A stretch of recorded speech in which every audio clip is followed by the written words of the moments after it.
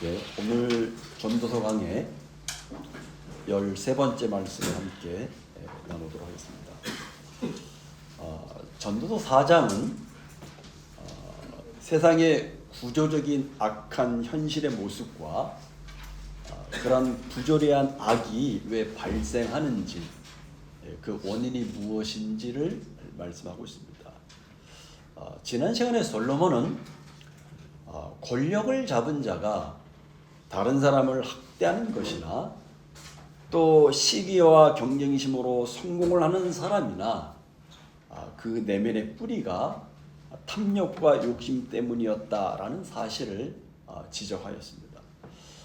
오늘도 솔로몬은 허무한 인생과 모든 고통의 원인이 되는 이 탐심, 욕심의 문제를 어떻게 해결해서 이 부조리한 문제를 풀어갈 수 있는가, 이 부조리한 사회 속에서 우리가 살아갈 수 있는가 하는 문제를 다루고 있습니다. 다시 본문 7, 8절 한번 읽겠습니다. 같이 읽죠. 시작. 내가 또다시 해 아래서 헛된 것을 보았도다. 어떤 사람은 아들도 없고 형제도 없이 홀로 있으나 그의 모든 수고에는 끝이 없도다. 또 비록 그의 눈은 부요를 족하게 여기지 아니하면서 이르기를 내가 누구를 위하여는 이같이 수고하고 나를 위하는 행복을 누리지 못하게 하는가 하여도 이것도 헛되어 불행한 연고로다. 솔로몬은 내가 또다시 해 아래서 헛된 것을 보았다라고 말합니다. 그러면서 자신이 본 그 헛된 것이 무엇인지를 설명하기 위해서 어떤 한 사람의 인물을 등장시킵니다. 그 어떤 한 사람은 아들도 없고 형제도 없다 이렇게 말씀합니다. 다시 말해서 가족이 없어. 그래서 철저하게 홀로 외로이 살아가는 사람입니다. 그런데 사실 그 당시 고대 히브리 사회에서 이런 일들은 흔치 않는 일이라고 말합니다. 왜냐하면 아들이 없으면 양자를 두어서 상속자를 삼는 것이 관습이기 때문이라고 말합니다. 또 이 사람은 형제가 없다라고 말합니다. 원래가 형제가 없었는지 혹은 있었는데 다 죽어서 없는지 모르겠지만 하여간 형제가 없다라고 말합니다. 오늘날로 말하면 철저한 싱글족입니다. 그렇게 볼 때 자녀도 형제도 친척도 그렇다고 교제할 친구도 없는 정말 철저하게 고립된 고독한 인생을 살고 있는 사람으로 보입니다. 그리고 이 사람은 누구냐면 일 중독자입니다. 워커홀릭. 그래서 뭐라고 합니까? 그의 모든 수고에는 끝이 없다 이렇게 말합니다. 그렇습니다. 그는 많은 돈과 권력을 손에 넣기 위해서 밤낮 쉬지 않고 일하는 사람입니다. 마치 예수님께서 비유로 말씀했던 어리석은 부자의 모습을 연상케 합니다. 또 8절 중반절에 보니까 비록 그의 눈은 부요를 족하게 여기지 아니하였다 이렇게 말합니다. 무슨 말입니까? 탐욕으로 욕심으로 눈이 가리워져서 만족을 할 줄 모른다는 거예요. 그래서 자신이 가지고 있는 부에 대해서 만족스럽게 여기지 못하고 더 많이 모으고 더 많이 쌓기 위해서 더 열심히 일하는 데만 집중을 해왔다는 거예요. 근데 이 사람이 아이러니하게 뭐라고 말합니까? 내가 누구를 위하여는 이같이 수고하고 나를 위하여는 행복을 누리지 못하게 하는가 하여도 이것도 헛되어 불행한 연고로다 이렇게 말합니다. 무슨 말입니까? 내가 누구 좋아라, 내가 누구 좋아라고 누리지 못할 이 고생을 사서 하는가 이렇게 막 탄식을 하면서도 여전히 만족할 줄 모르고 돈을 모으고 쌓는 일에만 몰두하였다는 것입니다.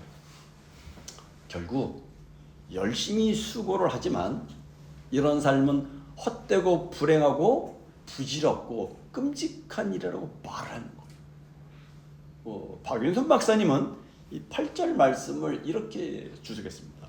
극단적인 개인주의자가 자기의 탐심만 채우기 위해서 수고함이 헛되다는 것을 가르치고 있다 이렇게 주석을 했습니다.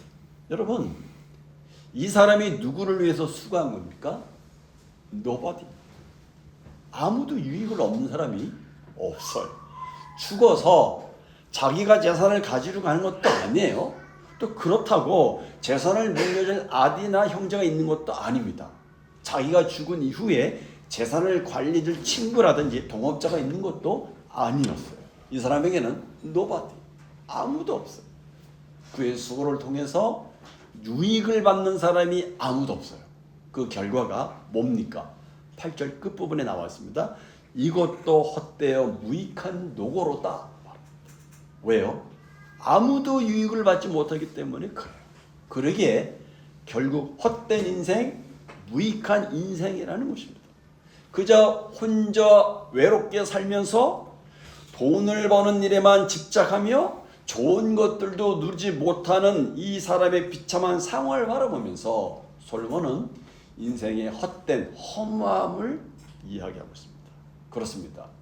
자신의 만족을 위하여 수고하고 노력을 하는 사람은 아무리 부를 쌓아도 절대로 만족과 행복을 얻을 수 없습니다. 외로움과 고독으로 험한 인생을 살게 된다는 것이죠. 우리는 여기서 한 가지 진지한 질문을 던져봐야 됩니다. 과연 본래 인간은 어떤 존재인가? 하나님은 인간을 어떤 존재로 지으셨는가 하는 것입니다. 창세기 2장 18절 이하에 보면 하나님이 아담을 지으시고 바라보실 때 혼자 있는 것이 좋지 않다고 말씀하셨어요. 그래서 함께 할 수 있는 하와를 짝지어 주셨어요. 이것은 인간 존재 본질을 가르쳐 주는 말씀입니다. 인간이 독초하는 것이 아니라 혼자 있는 것이 아니라 항상 더불어 살게 되어 있다는 것입니다. 그런데 오늘 본문 8절에 등장한 사람은 어떤 사람입니까? 그 이상적인 모습이 다 파괴되어 버리고 자기 혼자만의 인생을 추구하는 사람입니다. 함께 산다는 공동체의 개념도 없고 이기주의가 그 전제요 근원인 것입니다. 그러기에 그의 삶에는 사랑이 불가능합니다. 자기 자신을 최고의 목표로 삼고 살아갑니다. 자기밖에 없어요. 그러기에 모든 사람을 더불어 살아가는 형제로 인식하지 않고 타인, 경쟁의 대상으로 인식하며 살아갑니다.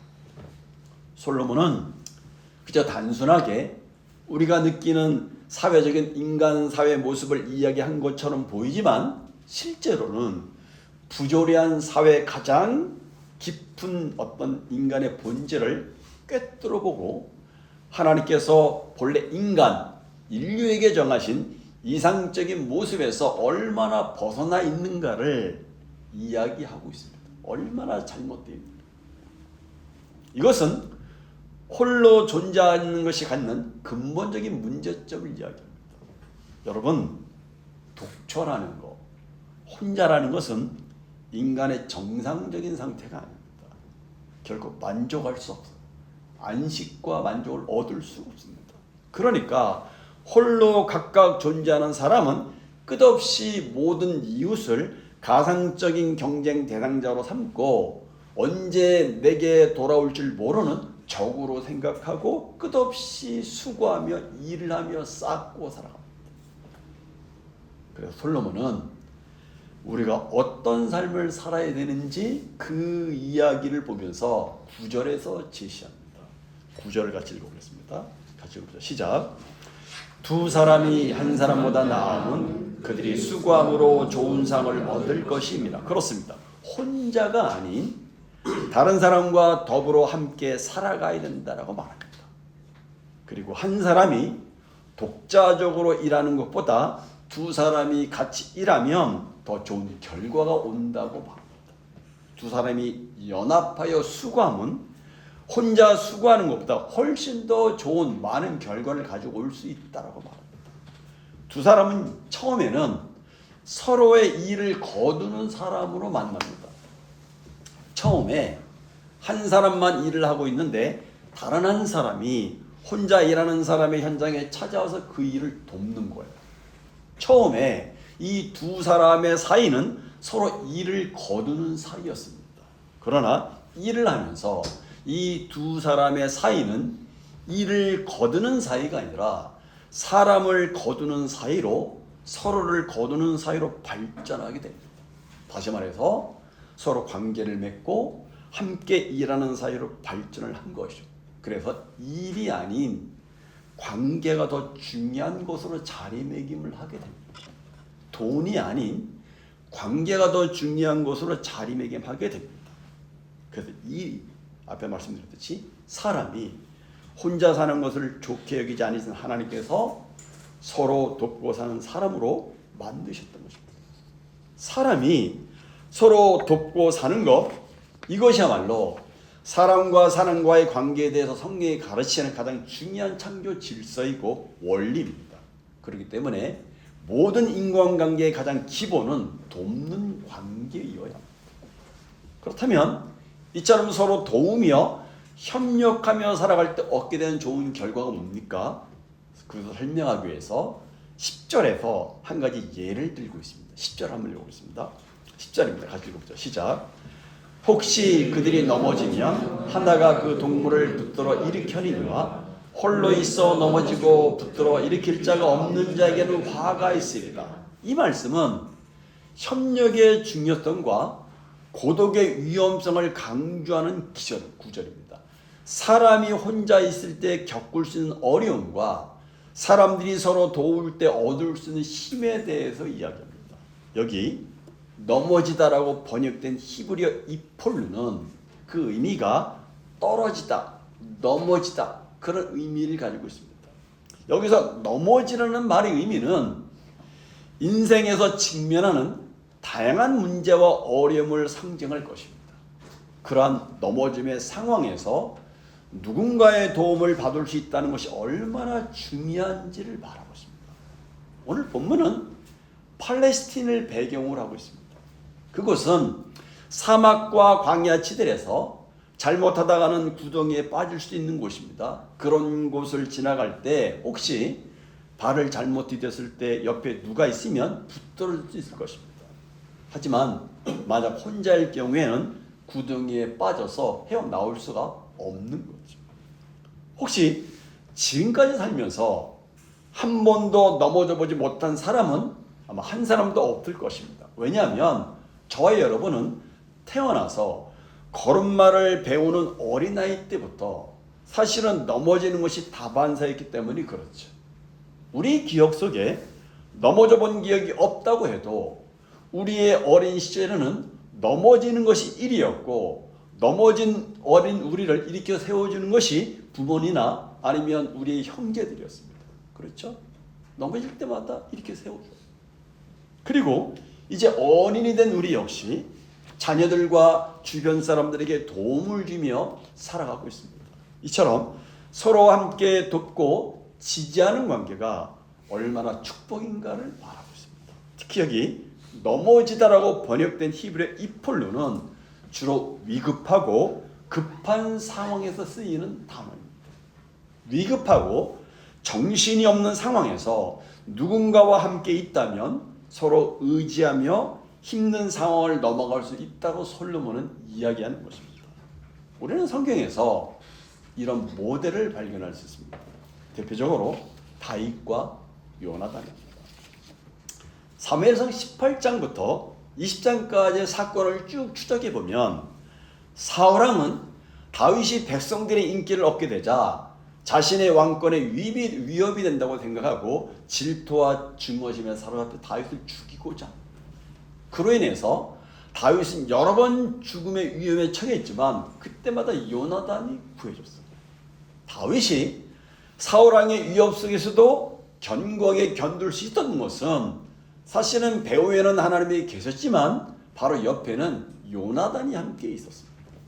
만약에 다윗 곁에 요나단이라는 친구가 없었다면 다윗의 생애가 어떻게 되었을까 한번 생각해 볼 필요가 있습니다. 아마도 사울왕의 핍박과 고난을 이겨내는 것이 너무나 힘들었을 것입니다. 너무나 괴롭고 외로웠을 것입니다.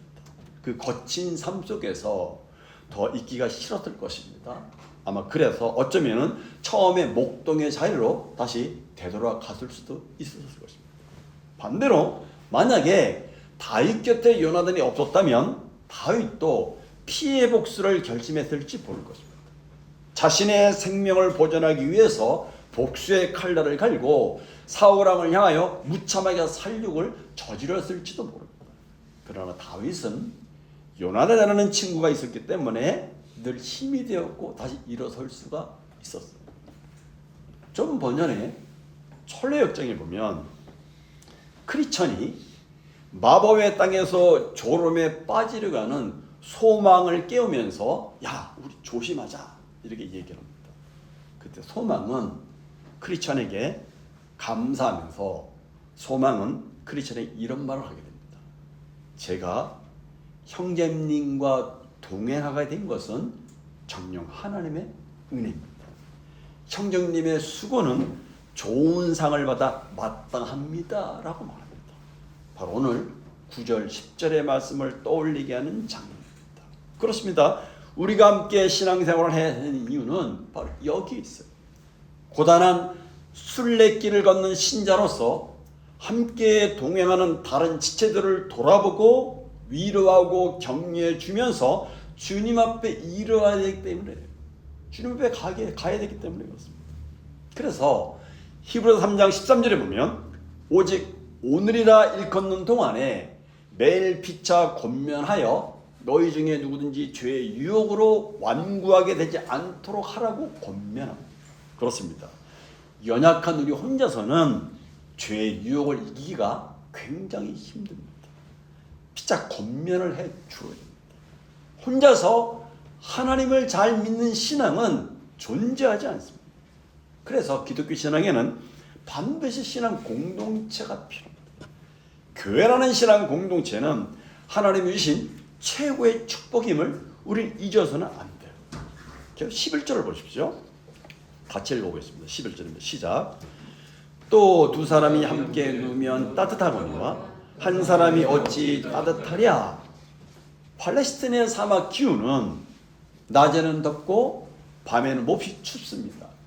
일교차가 매우 심한데 옛날에 모세가 출애굽 때를 생각해보면 알겠지만 더운 낮에는 더위를 피하기 위해서 구름 기둥으로 또 추운 밤에는 추위를 피하기 위해서 불기둥으로 하나님이 인도하시면서 보호해 주셨죠.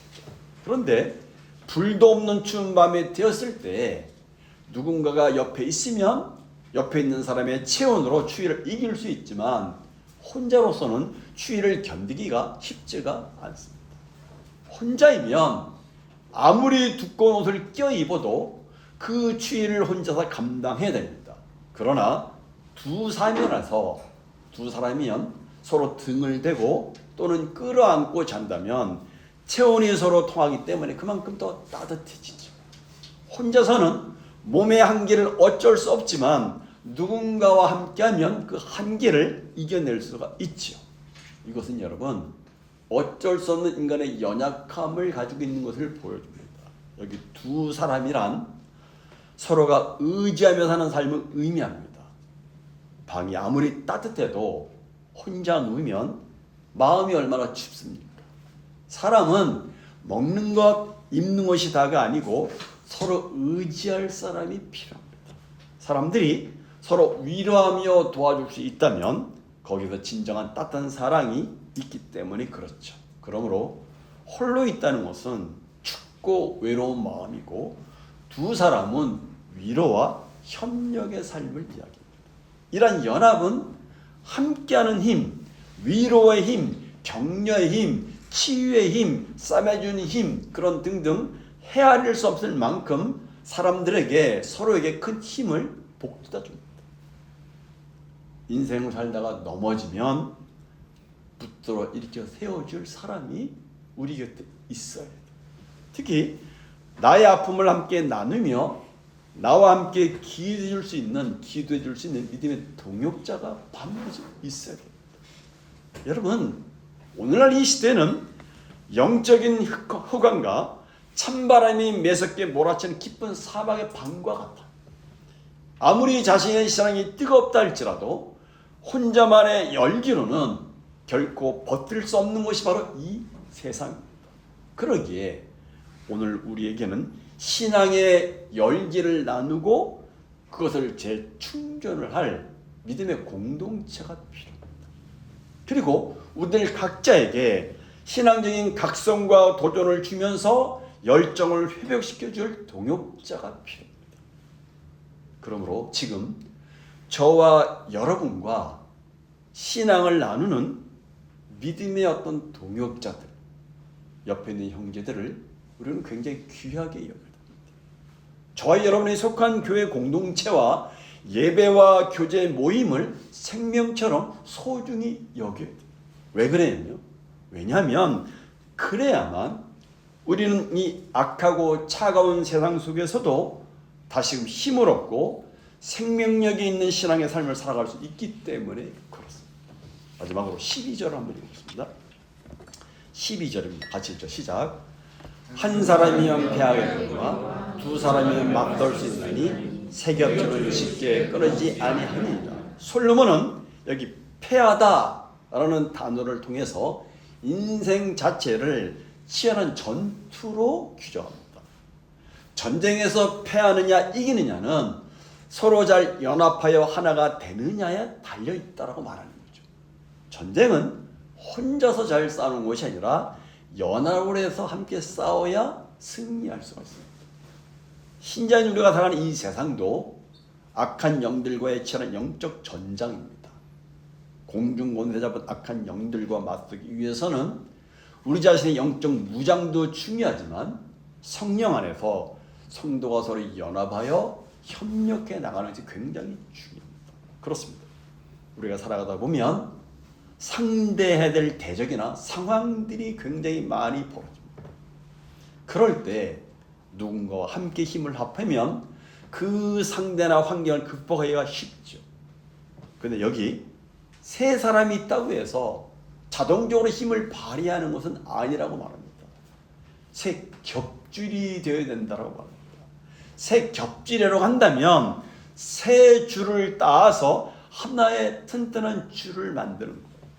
각자의 줄은 큰 힘이 없습니다. 그런데 각각의 세 줄이 하나로 묶여질 때 강한 힘을 발휘할 수가 있습니다.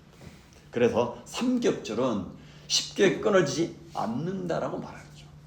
우리 성경에서 출애굽기 17장에 보면 이스라엘과 아멜렉 족속과 싸울 때 지도자인 모세가 손을 올리고 기도할 때는 전쟁에서 이겼지만 모세의 팔이 피곤하여 손을 들어서 기도할 힘이 빠져버린 상태가 되면 전쟁에서 졌습니다. 바로 그때 아론과 훌이 협력하여 모세의 양손을 하나씩 들고 서게 될 때 아멜렉과의 전쟁을 이길 수가 있었습니다. 그렇습니다. 혼자는 버겁지만 함께하는 동역자가 있으면 넉넉히 어려움을 이길 수가 있습니다. 서로 연합할수록 그 힘은 커집니다. 특히 하나님이 우리에게 주신 축복의 선물이 무엇입니까? 교회 공동체입니다. 교회는 연합의 공동체입니다. 성경은 그리스도 안에서 연합을 이루는 성도들을 형제라고 부릅니다. 그리스도인들은 모두 형제들입니다. 믿음의 형제들의 연합은 참으로 선하고 아름다운 일입니다. 그러므로 우리에게 교회가 있다는 사실, 우리가 한 지역교회에 속해 있다는 사실, 그리고 우리 옆에 믿음의 형제들이 있다는 사실이 얼마나 감사한지를 우리는 알아야 됩니다. 다윗은 시편 133편 1절에서 이렇게 말합니다. 보라, 형제가 연합하여 동감이 어찌 그리 선하고 아름다운고라고 말합니다.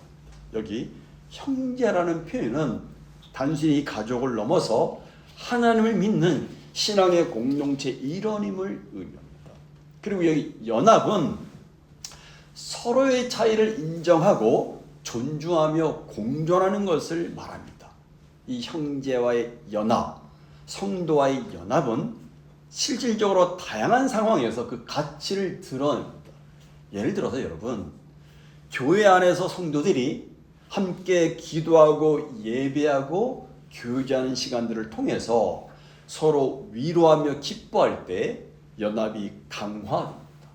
또 각자의 자리에서 하나님이 주신 달란트를 가지고 교회를 섬길 때 느끼는 기쁨도 연합의 가치를 잘 드러냅니다. 그런가 하면 함께 음식을 나누고 서로의 삶을 지지해주고 선한 영향력을 끼칠 때에 교회 공동체의 결속력이 한층 강화가 되고 기쁨이 배가 됩니다. 신앙의 동지를 얻게 되는 경험은 지치고 상한 일상 속에서도 서로의 힘이 되어지고 희망을 잃지 않게 합니다. 특히 사도 바울은 이 형제애와 공동체는 교회 안에서 가장 중요한 가치 중에 하나임을 말합니다. 그래서 바울은 로마서 12장 10절에 이렇게 말합니다. 형제를 사랑하여 서로 우애하고 존경하기를 서로 먼저 하라고 말합니다. 이것은 교회가 단순한 신앙 공동체가 아닌 서로의 형제 자매로서 진정한 사랑을 나누어야 된다는 것을 이야기합니다. 이처럼 교회 내에서 형제가 존재할 때 성도들은 서로를 진정으로 아끼고 자비롭게 대하고 궁일이 여기고 연합의 힘이 더 강해지게 됩니다. 특히 여러분, 공동체의 중요성을 강조하는 또 다른 측면은 우리가 서로 신앙의 여정에서 함께 성장함으로 각자의 믿음이 더 견고해진다는 것입니다. 함께 예배하고 말씀과 삶의 나눔을 통해서 성장하는 과정은 신앙의 연합을 더 깊고 의미 있게 만들어 준다는 것입니다. 또한 이러한 형제애는 세상의 어려움 속에서도 서로를 지탱하고 격려해 줄 수 있는 든든한 버팀목이 되어줍니다. 결국 형제애와 공동체는 하나님의 은혜를 경험하는 가장 중요한 장이자 세상을 이겨나갈 수 있는 힘을 공급받게 되는 원동력이 됩니다.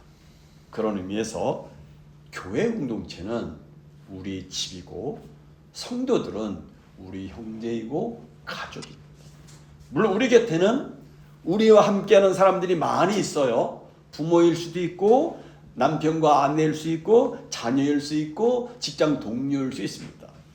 사실 여러분, 혼자 있으면 충고해 줄 사람도 없고 챙겨 줄 사람도 없는데 함께 있으니까 내가 잘못됐을 때 잘 되라고 충고해 주니까 고맙고 내가 아플 때 나 대신 도와줄 수 있는 사람이 있어서 너무나 감사한 것이죠. 그렇죠?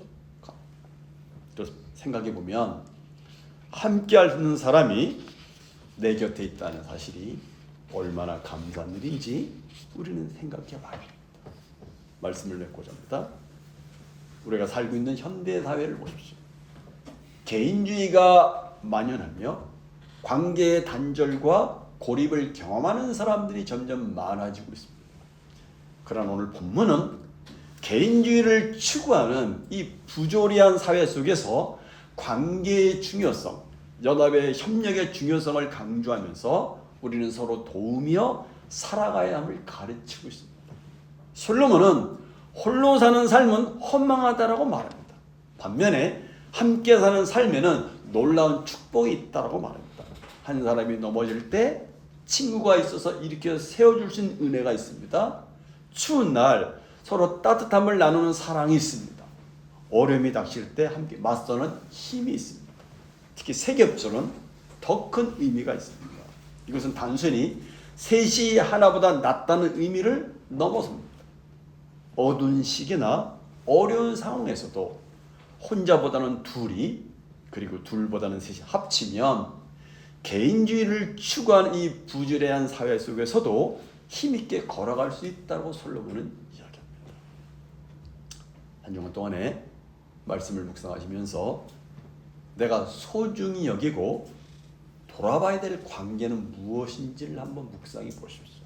그리고 내가 그 관계에서 마음을 합해서 내가 헌신을 해야 되는 부분은 무엇이 있는지를 돌아보시면서 성령님이 인도하시는 대로 순종하는 저와 여러분이 되시길 바랍니다. 기도하시겠습니다.